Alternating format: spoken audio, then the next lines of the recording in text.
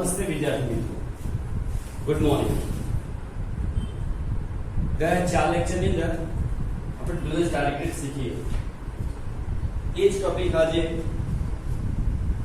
ફરીથી એક નવા મુદ્દા સાથે સ્ટાર્ટ કરીએ છીએ. Business directory part 5, change the voice. Active voice કર્તરી રચના સહ્ય ભેદ, પેસિવ વોઇસ કર્મની રચના અસહ્ય ભેદ. વાત એ છે કે એક્ટિવ વોઇસ નું ગુજરાતી કર્તરી કરીએ છીએ, પણ એનું મૂળ અર્થ એવો થાય સહ્ય ભેદ. એનો મતલબ એવો છે કોઈ પણ વાક્ય વાંચે અને સીધા મીનિંગમાં ખબર પડતી હોય, ડિટેલમાં જવાની જરૂર ના પડે, તો એ એક્ટિવ વોઇસ છે. પેસિવ વોઇસ ધેટ મીન્સ કર્મણી રચના, એનો થાય અસહ્ય ભેદ. જ્યારે કોઈ પણ સેન્ટેન્સ વાંચે તો જેવું વાંચે એટલે એનો મીનિંગ ખબર પડ્યા પછી તરત જ ડિટેલમાં વાંચવા નીચે કંઈક પ્રયત્ન કરવો પડે. એનો અર્થ એ છે કે કોઈ પણ ન્યૂઝપેપર ઉઠાવીને વાંચે તો 80% જેટલા પણ હેડલાઇન ન્યૂઝ છે એ બધા પેસિવ સ્ટ્રક્ચરમાં લખેલા હોય છે. છાપામાં જે પણ વાક્ય રચના છે એ પેસિવ વોઇસ હોવાથી આપણી જિજ્ઞાસા પ્રેરે છે અંદર વાંચવા માટે. ધેટ મીન્સ અસહ્ય ભેદ કહેવાય. ગુજરાતીમાં કર્મણી કર્તરી એવા નામ આપીએ છીએ. હવે ટોટલ સમજીએ તો એક્ટિવ વોઇસ માંથી પેસિવ વોઇસ આપણે પૂછવામાં આવે, યા તો પેસિવ વોઇસ માંથી એક્ટિવ વોઇસમાં પૂછવામાં આવે છે. હવે વાત એ છે કે એક્ટિવ વોઇસ માંથી પેસિવ વોઇસ ફેરવવા માટે શું જરૂરી છે. તો પહેલું એક એ યાદ રાખો કે એક્ટિવ વોઇસ નું જે સેન્ટેન્સ સ્ટ્રક્ચર છે એ તમને પરફેક્ટ યાદ હોવું જોઈએ. તો એ સ્ટ્રક્ચર કંઈક આ પ્રમાણે છે: subject plus verb plus object plus ઓડબ્લ્યુ. અહીંયા સબ્જેક્ટ નો અર્થ લઈશું કર્તા. વર્બ મીન્સ ક્રિયાપદ.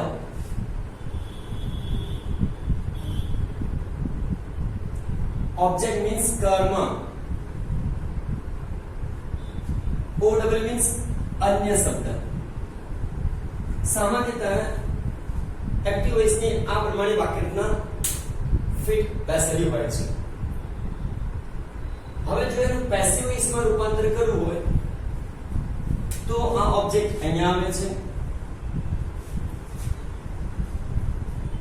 અહીંયા હેલ્પિંગ વર્બ એડ થાય છે. હેલ્પિંગ વર્બમાં મોટે ભાગે ટુ બી ના ફોર્મ હોય છે. વર્બ હોય એનું V3 માં રૂપાંતર થાય. ધેટ મીન્સ પાસ્ટ પાર્ટિસિપલ આવડવું જરૂરી છે. અને આ સબ્જેક્ટ અહીંયાથી અહીંયા સુધી આવે છે. જો મેં વચ્ચે ફ્રેઝ પ્રપોઝિશન લખ્યું છે, ઘણા અને સબ્જેક્ટ પાછળ પણ લખે છે. સેન્ટેન્સ સ્ટ્રક્ચર પ્રમાણે જે ફિટ થતું હોય એ પ્રમાણે લખી શકાય છે. આ ભાઈ તમે અહીંયા લખી સબ્જેક્ટ લખી અને પાછળ પણ લખી શકાય, એવું કોઈ રૂલ્સ છે નહીં. આ રીતે હોય. That means object, helping verb, V3, phrase proposition, by, subject, OW. આ પેસિવ વોઇસ રચનાનું સ્ટ્રક્ચર છે. હવે આ સ્ટ્રક્ચર પ્રમાણે જો ચેન્જ કરવું હોય તો કેવા ચેન્જીસ થાય અને કેવી રીતે થાય, તો પહેલા યાદ રાખવાનું આ કરતા પાછળ જાય. આ સબ્જેક્ટ આગળ છે, જો પાછળ જાય તેનું કર્મણી સ્વરૂપ આવે. ધેટ મીન્સ કર્તામાંથી કર્મણી સ્વરૂપ લખવું. I, me, we, us, you, he, him, she, her, it, they, them. જો પેસિવ માંથી એક્ટિવ ફેરવીએ, me નું I, us નું we, you નું you, he નું he, her નું she, it નું it, them નું they. હવે રીત શું છે? આવું કોઈ વાક્ય સેન્ટેન્સ તમારી પાસે છે અને એને ચેન્જ કરવું છે પેસિવ માં, તો રીત શું? તો આ ક્લિયર રાખો. સૌથી પહેલા વાક્ય કયા કાળનું છે તે નક્કી કરવું. હવે જો નીચે એક વાક્ય મેં આપેલું છે. આ વાક્યમાં લખ્યું છે વાક્ય કયા કાળનું છે તે નક્કી કરવું. તે નક્કી કરવા માટે હંમેશા ક્રિયાપદને ઓળખો. તો ક્રિયાપદને ઓળખીએ. આ કયું છે V2. હવે V2 છે તો તમને ટેન્સ કયો છે પણ ખ્યાલ આવશે. હા સાચું છે, simple past tense. Simple past tense છે. ક્રિયાપદની પાછળ જે શબ્દ હોય, હવે સમજો ક્રિયાપદની પાછળ કયો શબ્દ છે? later. તેને કર્મ બનાવી. ધેટ મીન્સ આ કર્મ છે એને આગળ. ત્યારબાદ કર્મથી વાક્ય શરૂ કરી પેસિવની રચના પ્રમાણે વાક્ય બનાવો. હવે સમજશે કે આપણે રોટની પાછળ આ લેટર શબ્દ આવી ગયો. હવે આ આપણું કર્મ બની ગયું, મળી ગયું. આ મળી ગયું એ કર્મ હંમેશા આગળ લઈશું પેસિવ વોઇસમાં. તો જો ઓબ્જેક્ટ લખીશું a later, પછી હેલ્પિંગ વર્બ. પાસ્ટ ટેન્સ છે એટલે હેલ્પિંગ વર્બમાં to be ના was કે were નો પ્રયોગ થાય. a later એક વચન છે એટલે મૂકીશું was. ત્યારબાદ આ જે વર્બ છે એનું V3 શું થશે? return. તો વાક્ય થયું a letter was written. હવે ફ્રેજ પ્રેપોઝિશન તો છે નહીં તો લખો by. હવે આઈ નું શું થાય? me. આઈ નું શું થાય? me. તો એ લખીશું me. ત્યારબાદ OW. OW means other words. other words. તો other words ને લખીશું yesterday નું yesterday.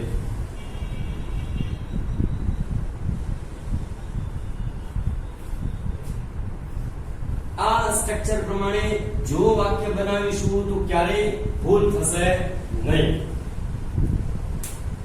એ પણ હોઈ શકે કે આ કર્મ એક છે એવા બે કર્મ પણ બની શકે છે. તો બે કર્મ વાળા વાક્યો જેમ આગળ સ્ટેપ જઈશું એમ લેતા જઈશું. હવે આપણે જોઈશું બીજું સ્ટેપ જેની અંદર છે કાળ પ્રમાણે અને ચેન્જ કેવી રીતે કરવી.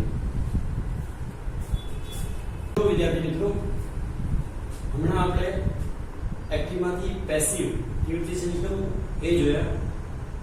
હવે એ જોયા પછી ટેન્સ પ્રમાણે કેવી રીતે ચેન્જ થાય એ અત્યારે જોઈએ છીએ. ટેન્સ નું નામ છે સિમ્પલ પ્રેઝન્ટ ટેન્સ. સાદો વર્તમાન કાળ. એક્ટિવ વોઇસ, પેસિવ વોઇસ, કર્તાની રચના, કર્મની રચના. આમાં ત્રણ પ્રકારની વાક્યરચના બની શકે છે. અફર્મેટિવ વિધાન વાક્ય, subject plus V1 third person singular subject હોય તો SPES લગાડો પ્લસ ઓબ્જેક્ટ પ્લસ OW.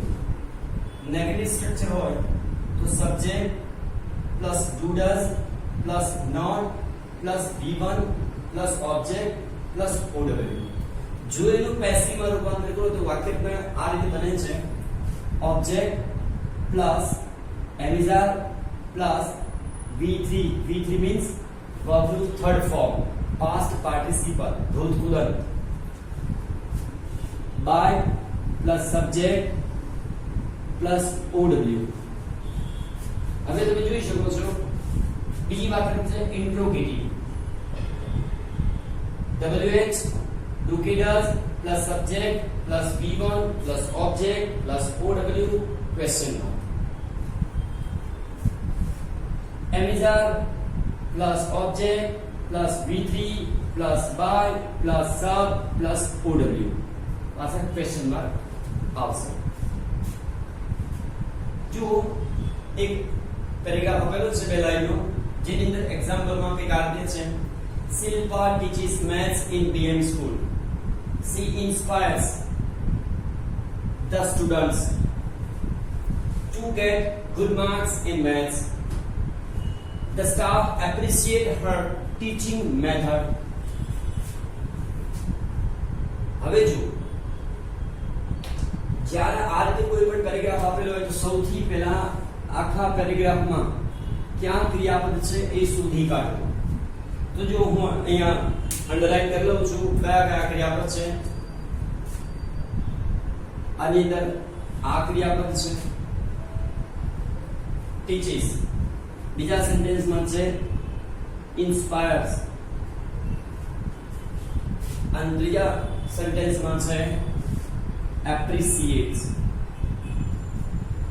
આ અંડરલાઈન કરવાથી એટલી ખબર પડી ગઈ કે એસ કે ઈએસ લાગેલા છે એટલે આ સેન્ટેન્સ સિમ્પલ પ્રેઝન્ટ ટેન્સ ના છે જો સિમ્પલ પ્રેઝન્ટ ટેન્સ માં હોય તો આ રીતે ચેન્જ કરીશું શબ્દ શિક્ષારું છે જો બધા અફર્મેટિવ છે જો શું કરીશું સૌથી પહેલા ઓબ્જેક્ટ ક્યાં હશે ક્રિયાપદની પાછળ એનાથી વાક્યની શરૂઆત કરીએ તો લખીશું મેથ્સ હવે ટુ બી નું રૂપ એમ ઇઝ આર મેથ્સ સિંગ્યુલર એટલે is V3 teacher taught TAUCHT taught in BM school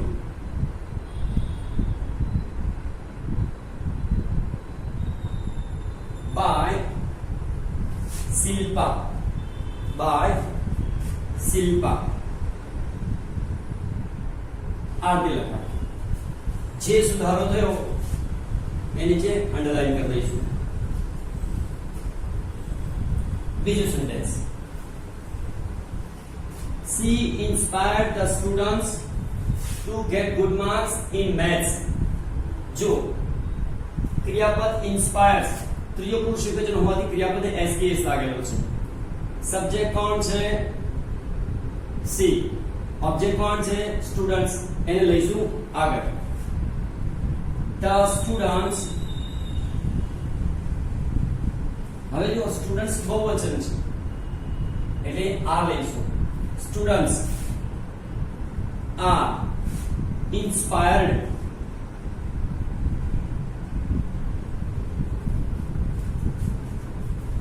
to get good marks in maths આખે આખું લખી નાખીએ to get good marks in maths by શું થશે her શું થશે her હવે સવાલ એ છે કે સાહેબ 10 સ્ટુડન્ટ છે એની કે બીજું કોઈ કર્મ બની શકે નહીં અહીંયા કોઈ બની શકતું નથી હા to get good marks એને તમે લઈ શકો છો પણ એ પ્રેપોઝિશન હોવાથી આ ઇન્ફિનિટિવ બને છે અને એના કારણે એને પાછળ જ રાખીશું તમે જોઈ શકો છો કે બાય ની આગળ V3 છે અને વચ્ચે અહીંયા બીજા શબ્દો આવી ગયા એને તમે પાછળ પણ લખી શકો છો જોઈશું ત્રીજો sentence the staff appreciate her teaching method જો અહીંયા appreciates third person singular હોવાથી SKES લાગ્યું છે third person singular that means કરતા ત્રીજો પુરુષ એકવચન હોવાથી ક્રિયાપદને SKES લાગે છે હવે જો ક્રિયાપદની પાછળ કયા શબ્દ છે her teaching method આખો ફ્રેઝ છે એ તમારો ઓબ્જેક્ટ છે કર્મ છે તો એ આખે આખું આગળ લખીશું her teaching method હવે જો her teaching method એક પદ્ધતિ છે that means is to be નું કયું ફોર્મ યુઝ કરીશું is her teaching method is appreciated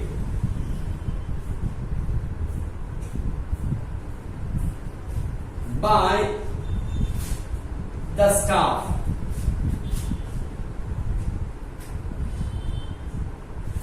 આદિ લગા હવે જો ચેન્જીસ શું થયા is appreciated બાકી બીજા કોઈ ચેન્જ થયા નથી પોઈન્ટ ની અંદર આ રીતે લખ્યા પછી અંડરલાઈન કરવી ખૂબ હિતાવહ છે કે જેથી નિરીક્ષકને ખ્યાલ આવે.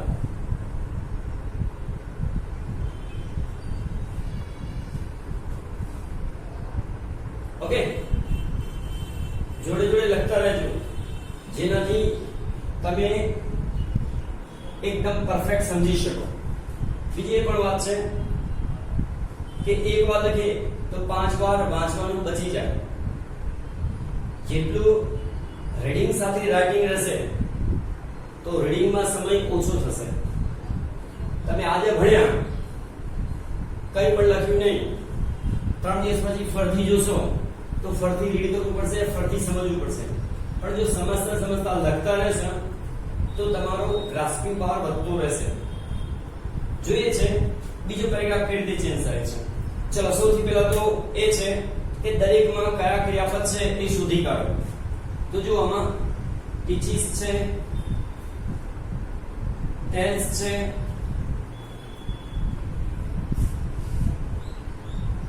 પનિશ છે. જો પનિશ શું લાગશે? યસ. હે દ્વિતીય પુરુષ એકવચન છે, શું થશે? યસ. પનિશિસ. us.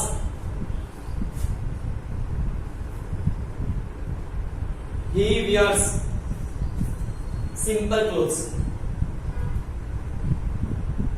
તે સાદા સિમ્પલ કપડા પહેરે છે. હવે સમજીએ. Mister Prajapati teaches us English. Mister Prajapati અમને ઇંગ્લિશ શીખવે છે. રોજિંદી ક્રિયા છે, ત્રીજો પુરુષ એકવચન SKS લાગેલ છે. બીજું, he tells us jokes. તેમને જોક કહે છે. he never punishes us. તે અમને કદી સજા કરતા નથી. he wears simple clothes. તે હંમેશા સિમ્પલ કપડા પહેરે છે. હવે આપણા નિયમ પ્રમાણે સૌથી પહેલા વાક્યનો ક્રિયાપદ નક્કી કરી એટલે કાળમાં ખબર પડી જશે. કાળ ડિફાઇન કર્યા પછી આપણા રૂલ્સ પ્રમાણે ક્રિયાપદની પાછળ જે શબ્દ છે એને કર્મ સમજી વાક્ય બનાવીશું.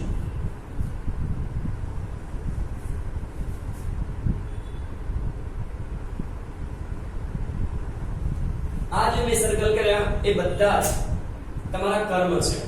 તો કર્મથી વાક્યની શરૂઆત કરી વાક્ય બનાવીએ છે. ઓકે, અહીંયા ઇંગ્લિશ થી પણ વાક્ય બની શકે છે.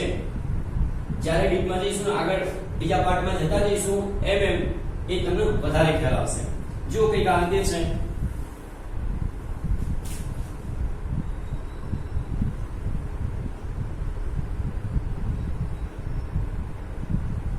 શું થશે? we are taught English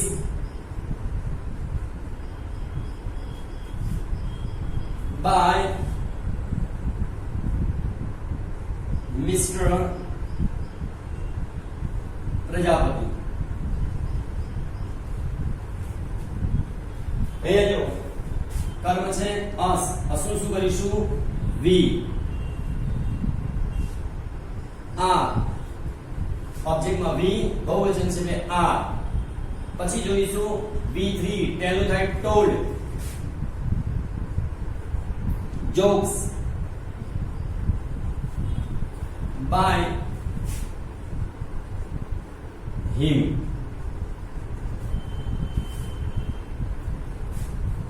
જો કર્મ આ રહ્યું us.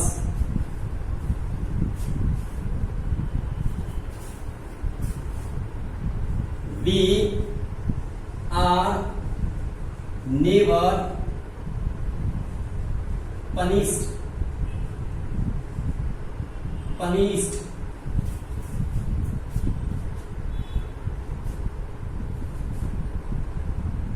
by him. Last sentence માં જોઈશું simple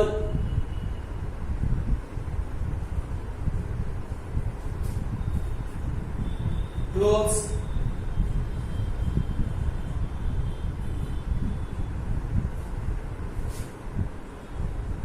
are worn by him.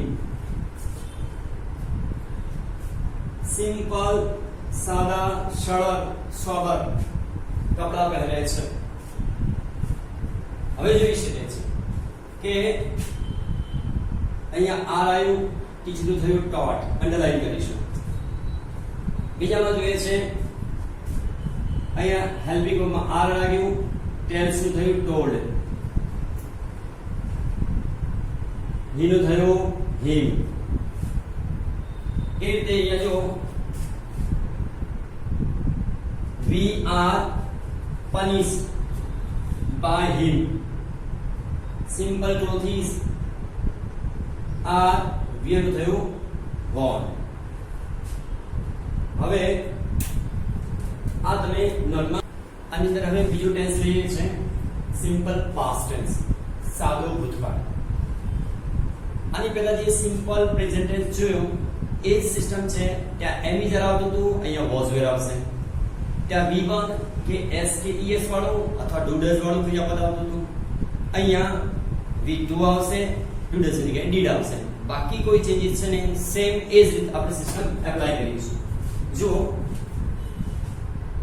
Active voice માંથી પેસિવ વોઇસ ફેરવવું હોય તો પહેલો નિયમ કે વાક્ય અફર્મેટિવ છે તો જો subject plus V2 plus object plus OW. V2 એટલે ક્રિયાપદનું ભૂતકાળનું રૂપ, go નું went, come નું came, do નું did, એ સિસ્ટમ પ્રમાણે. હવે જો એ વાક્ય નેગેટિવ હોય તો subject plus did plus not plus V1 underline નું V1 હશે. બસ આટલું યાદ રાખવાનું. ખાલી સિમ્પલ પાસ્ટ ટેન્સ માં અફર્મેટિવ સેન્ટેન્સ તો જ V2 નો પ્રયોગ કરીએ છીએ, બાકી બધે V1 જ છે. V1 જો અહીંયા ઓબ્જેક્ટ ધેટ મીન્સ કર્મ, was were plus V3 plus by plus subject plus OW. આ રીતે ઇન્ટ્રોગેટિવ હોય તો WH, did, subject, V1, object, OW. પાછળ ક્વેશ્ચન માર્ક.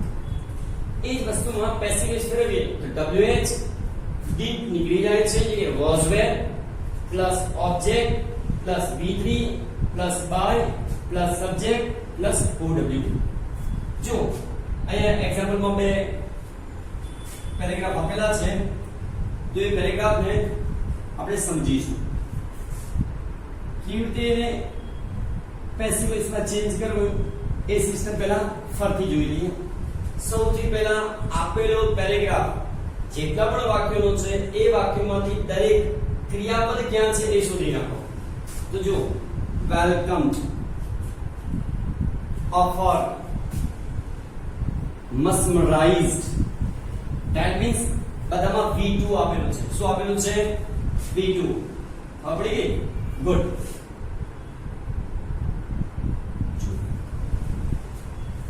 તો નિયમ પ્રમાણે ક્રિયાપદની પાછળ હંમેશા કર્મ હશે.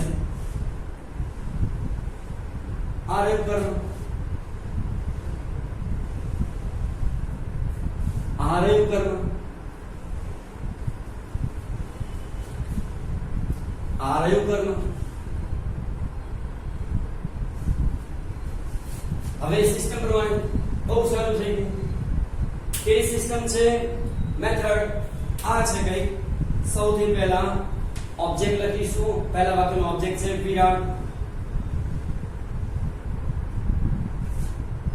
પછી was के बाद सिंगुलर છે જે was, V3 welcome to welcome, by Mr. Dhoni.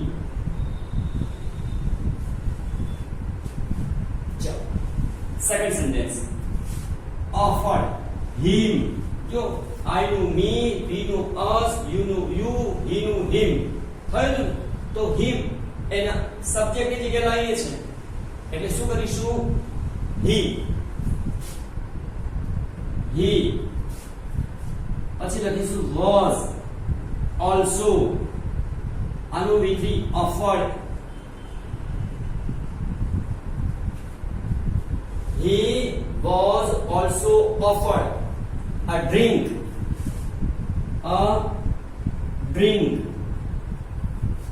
by him. આ him શું થયું? him થયું. આ him શું થયું? he થયું. બાય મિસ્ટેક આ સેન્ટેન્સમાં ભૂલ થાય તો પડ્યું. બાય से પણ સહી થાય છે, કોઈ ટેન્શન છે નહીં, સાચું કરે છે. ત્રીજું, વિરાટ description of Motera Stadium. Mesmerize Dhoni.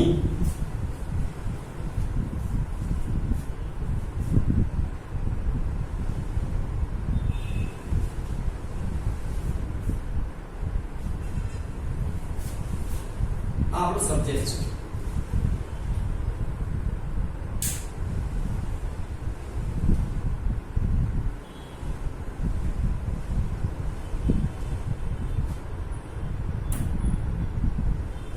હવે જોઈએ કર્મ.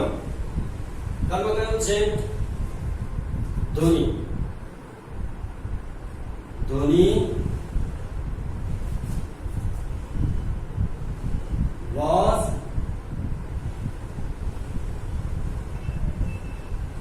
mesmerized by Virat description of Motera Stadium.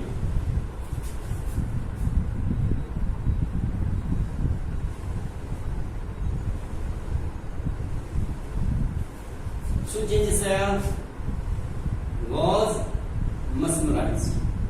બાકી બધું સેમ છે. જો એના પછીનો બીજો પેરેગ્રાફ છે.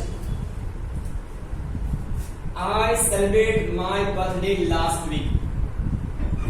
જો celebrated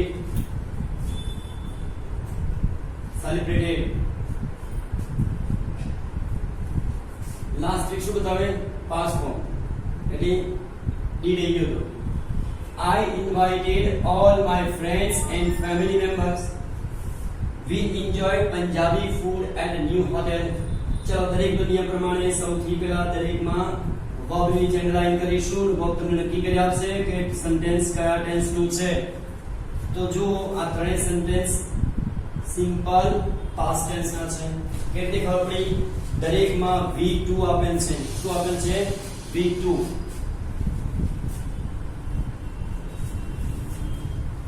જોઈશું એની પાછળ verb ની પાછળ જે શબ્દ હશે એ મોટે ભાગે આપણું શું હશે?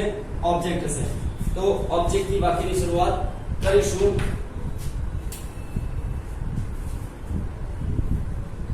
My birthday was celebrated by me last week.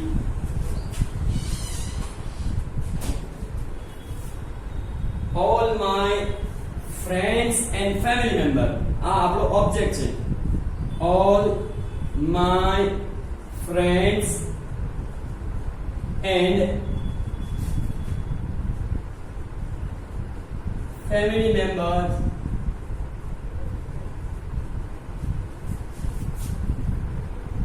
were બહુવચન છે. હા બહુવચન છે એટલે were મૂક્યું. were invited by me.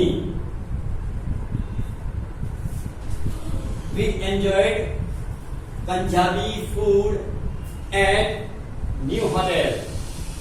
जो ऑब्जेक्ट શું છે? Punjabi food. Punjabi food was enjoyed by us at new hotel.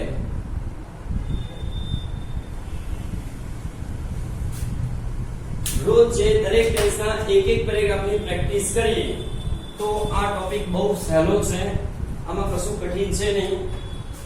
Practice make main perfect.